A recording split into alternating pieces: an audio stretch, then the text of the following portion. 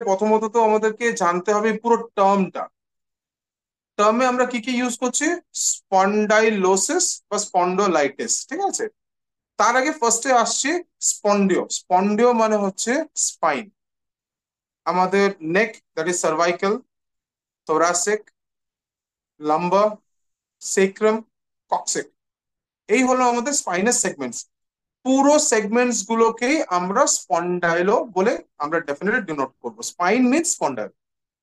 এইবারে চারটা ওয়ার্ড আমরা এখানে ইউজ করি: স্পন্ডিওলোসিস, স্পন্ডিওলাইটিস, স্পন্ডাইলোলিস্থেসিস অ্যান্ড স্পন্ডিওলাইসিস। প্রথমে হচ্ছে স্পন্ডিওলোসিস। স্পন্ডিওলোসিস মানে হচ্ছে বোনস এর ক্ষয়ক্ষতি। স্পন্ডিওলাইটিস মানে হচ্ছে ইনফ্লামেশন অফ স্পাইন। স্পন্ডাইলোলিস্থেসিস মানে হচ্ছে একটা হাড় আরেকটা হাড়ে আগে পিছে সরে যাওয়া। স্পন্ডোলাইসিস সেটা হচ্ছে purely fracture or breakage of spinous process বা স্পাইনাল এরিয়া। এই করে আমরা চারটা ক্যাটেগরাইজেশন করি। অ্যান্ড সব নেক পেন, সব ব্যাক পেনই যে স্পন্ডোলাইটিস হবে সেটা ব্যাপার না। এই চারটে ক্যাটাগরির মধ্যে যে কোনো একটা ক্যাটাগরিতে পড়া যেতে পারে। কমনলি আর্লি এজ থেকে স্পন্ডিওলোসিসটাকে নিয়েই মেনলি প্রেডিক্ট করা যেতে পারে। স্পন্ডিওলোসিস অ্যাকচুয়ালি হচ্ছে স্পাইনাল বোনসের বা স্পাইনাস প্রসেস বা স্পাইনের ডিজেনারেশন, ক্ষয়ক্ষতি, ওয়্যার এন্ড টেয়ার। বয়সের সাথে সাথে ডেফিনেটলি বোনের ডেন্সিটি কমছে, বয়সের সাথে সাথে বোনের লোডিং ক্ষমতা কমছে, তার সাথে সাথে যে অ্যাসোসিয়েটেড ডিস্ক গুলো থাকে দুটো হাড্ডির মাঝখানে তার ক্ষমতা কমে, লিগামেন্টস এর স্ট্রেংথ কমে, এবং পুরো বোনসের উপরে যে ওভার প্রেশারাইজেশনের ব্যাপারটা থাকে সে বোনসের উপরে লোড ক্রিয়েট করে যেই পেনটাকে ক্রিয়েট করাচ্ছে, that is called as spondylosis. Specific কারণ হতে পারে ওভার ইউজ, এজ তো একটা ফ্যাক্টর আছেই আছে। যত লেট এজে যাব অবভিয়াসলি বোন ডেন্সিটি কমার জন্য আমাদের স্পাইনের উপরে একটা প্রেশার ক্রিয়েশনের জন্য স্পাইনাল উইকনেস থাকবেই। তারপরে মাসেল স্ট্রেংথ, মাসেলস এখানে একটা ফ্যাক্টর করে। মাসেল স্ট্রেংথ যতটা লুজ হবে সে বোনস কে নিজের পজিশনে ধরতে পারবে না, স্পেসিফিক্যালি স্পাইন্স কে নিজের পজিশনে ধরতে পারবে না। আবার ওর উপরে একটা ওভার প্রেশার আসবে। ওভার প্রেশারের জন্য ওয়্যার এন্ড টিয়ার, এটা সব থেকে কমন রিজন। স্পন্ডাইলোসিস সিমটমস এর জন্য পেশেন্ট ব্যথা বলতে পারে, পার্টিকুলারলি ঘাড়ে ব্যথা বা কোমরে ব্যথা। কেউ কেউ জয়েন্ট স্টিফনেস বলে, সে যখন নিজের নেক মুভমেন্ট করতে চায় নেক মুভমেন্ট করতে পারে না, বা নেক মুভমেন্টের মধ্যে একটা রেস্ট্রিকশন এসে যায়।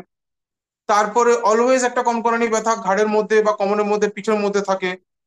তারপরে যখনই সকালে উঠছেন উঠার সময় একটা আর্লি মর্নিং স্টিফনেস থাকতে পারে। বা খুব সময় ধরে যখন কেউ হেঁটে আছে বা দাঁড়াচ্ছে, দাঁড়িয়ে কারোর সাথে কিছু কথাবার্তা বলছে বা কোনো অ্যাক্টিভিটি করছে বা লম্বা হাঁটা চলার চেষ্টা করছে, তখন কোমরের একটা পার্টিকুলার পয়েন্টে পেন হচ্ছে, কারণ লোডিং এর জন্য। তো এইসব রিজনস গুলোই মেনলি থাকে এর জন্য। এইখানে ফিজিওথেরাপিস্ট হিসাবে বা physiotherapy definitely quality of life, quality of living বা quality of activity of daily living কে ইমপ্রুভ করবে।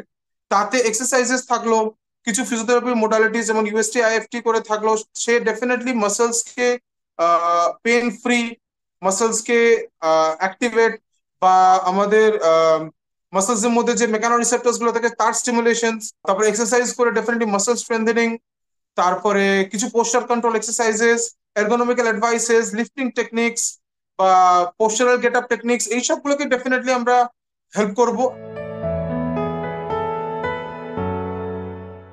জেনারেলি এবার ধরে নেন আমি এখানে বসে ল্যাপটপ ইউজ করছি, ঠিক আছে। ল্যাপটপটা যদি আমার নিচে থাকে, আমার হেড পজিশন কি থাকলো? নিচের দিকে। তাতে একটা কন্টিনিউয়াস প্রেশার আমার স্পাইনাল প্রসেসের মধ্যে পড়েই যাচ্ছে।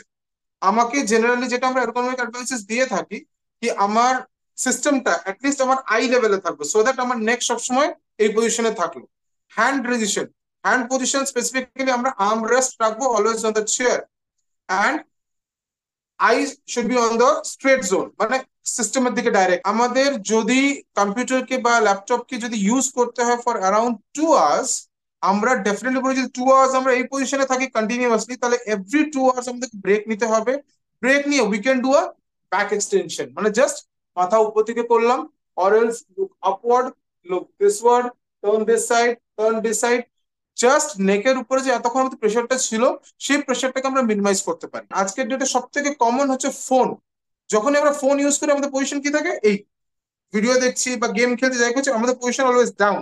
এতেও ডাইরেক্টলি আমাদের নেকে আমরা ফরওয়ার্ড পোস্টার দিচ্ছি। এই জায়গাতেও কন্টিনিউয়াস ফোন ইউসেজ, এগুলোকে আমরা অ্যাডভাইস করে থাকি না করার জন্য।